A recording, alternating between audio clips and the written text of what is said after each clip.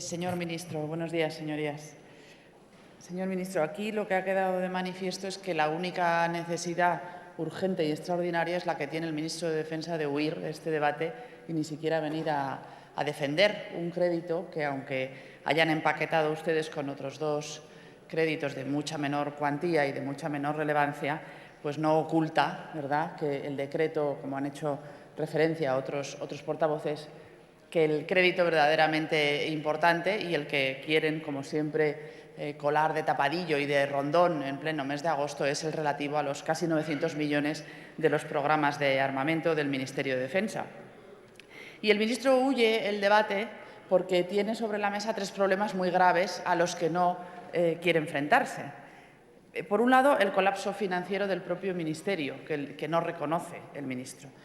En segundo lugar, la confusión que quieren inducir en la opinión pública y, en tercer lugar, la inconstitucionalidad, una vez más, de este decreto que usted nos presenta. Le voy a explicar por qué estos tres problemas son tan graves y le ponen al ministro ante una situación de la que justo lo que no debe hacer es huir, como está haciendo esta mañana.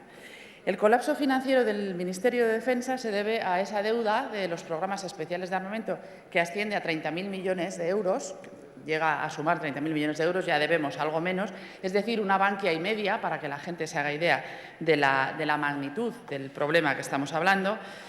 En algunos casos, esos programas de armamento necesarios y útiles, en otros casos, puro despilfarro, puro fraude y puro abuso.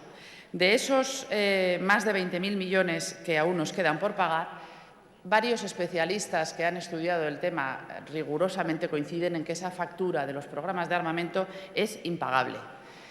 Más o menos es lo que vino a reconocer el Ministerio cuando renegoció esa deuda con la industria. El problema es que renegoció la deuda pensando en los intereses de la industria y no en el interés general de España. Y lo que ha producido, según los planes que tiene el propio Ministerio para pagar esta factura de aquí al año 2030, lo que va a producir es que desciende ligeramente el coste en este año y aumenta a partir del año que viene y los años siguientes, especialmente hasta 2020, produciendo ese fenómeno del enjorobamiento que se ha producido en muchos otros países europeos cuando se ha renegociado deuda precisamente de programas de armamento.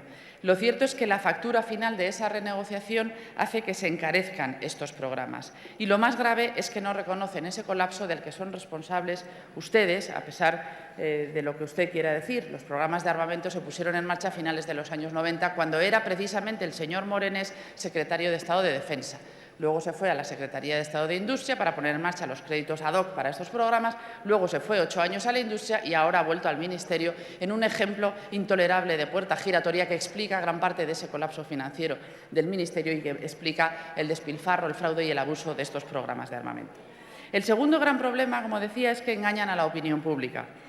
Por un lado, se quejan de que esos 6.000 millones del presupuesto de defensa son insuficientes y que nos sitúa en un 0,6% del PIB, muy lejos del 2% que la OTAN espera de sus socios y que constantemente en la esfera internacional se nos reprocha esta escasa dedicación de nuestro PIB. La realidad es que son 9.000 millones ejecutados año tras año y la realidad es que si se le suma la I+D de defensa y las pensiones de los militares, que es como se computa en términos OTAN, el presupuesto de defensa es de 12.000 millones de euros, el doble de lo que ustedes dicen que es, y aún así sigue siendo insuficiente, aún así probablemente sigue siendo insuficiente. Pero expliquen ustedes a la opinión pública que es necesario ese gasto en seguridad. Ustedes no son capaces de explicar a la opinión pública que la defensa es un bien público porque no lo creen, porque creen, y muy especialmente el ministro Morenés, cree que es un bien privado y él lo utiliza para necesidades y para satisfacer beneficios particulares y privados, no para satisfacer y para atender el interés general. Por eso no le pueden explicar a la opinión pública que la defensa es un bien público y que merece recursos de nuestro PIB. Y por eso prefieren ocultar año tras año que el presupuesto de defensa va a ser siempre el doble de lo que ustedes dicen en los presupuestos generales del Estado. Y, por último, el tercer problema, le decía, es que este decreto es inconstitucional. Es inconstitucional y mi grupo parlamentario no solo tiene esa calificación, esa sospecha, como han expresado otros grupos y nosotros mismos otros años, sino que tenemos la prueba. Tenemos la prueba porque tenemos el acuerdo del Consejo de Ministros firmado por usted, por su Ministerio de Hacienda y el Ministerio de Defensa, en agosto del 2013, en el que se expresa claramente el dinero que va a ser necesario aumentar en este decreto que nos están trayendo y que ustedes, el Gobierno, conoce y ha plasmado por escrito desde agosto de 2013. Es decir, que ni hay necesidad extraordinaria ni hay necesidad urgente.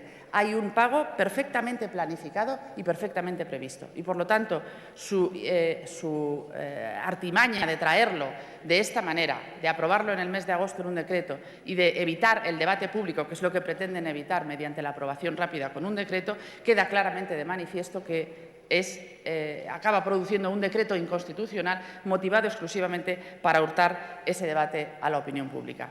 Ni es una necesidad extraordinaria, ni es una necesidad urgente y sencillamente ustedes no van a poder seguir ocultando la realidad de los presupuestos de defensa a la opinión pública. Desde luego, mi grupo parlamentario se va a poner desde este momento a trabajar para conseguir el número de 50 diputados necesarios para llevar este decreto al Tribunal Constitucional, para que se pronuncie sobre esa inconstitucionalidad. Y entonces van a tener ustedes un serio problema en la financiación del Ministerio de Defensa. Un serio problema que será al fin reconocido, cosa que ustedes no hacen, y será, una vez más, parado en los tribunales. Un atropello más de este Gobierno que habrá que parar en los tribunales. Nada más. Muchas gracias, presidenta.